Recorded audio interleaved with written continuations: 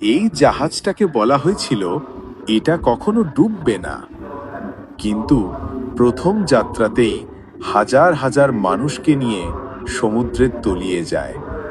কি হয়েছিল আসলে? 1912 সালে বিশ্বের সবচেয়ে বিলাসবহুল জাহাজ তৈরি করা হয়, টাইটানিক।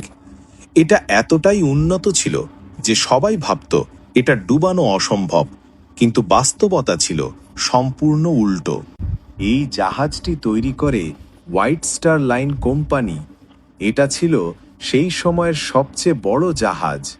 ভিতরে ছিল সুইমিং পুল, জিম এবং বিলাসবহুল কেবিন। এক কথায় এটা একটা ভাসমান শহর। 10ই এপ্রিল 1912 টাইটানিক জাহাজ যাত্রা শুরু করে।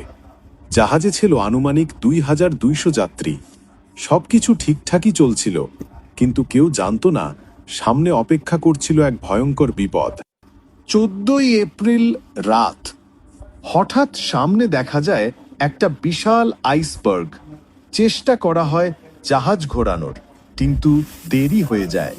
সেই বিশাল আইসবার্গের সাথে ধাক্কা লেগে যায় জাহাজের।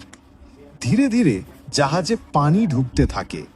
সবচেয়ে ভয়ঙ্কর ব্যাপার হলো জাহাজে যথেষ্ট লাইফ বোট ছিল না।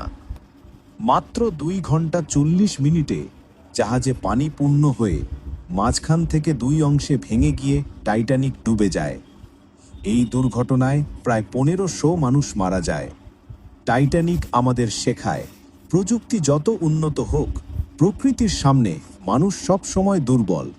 তাই প্রযুক্তি নিয়ে প্রকৃতির সাথে অহংকার করা উচিত নয়। এমন আরও রহস্যময় ইতিহাস জানতে চ্যানেলটি সাবস্ক্রাইব করুন। ধন্যবাদ।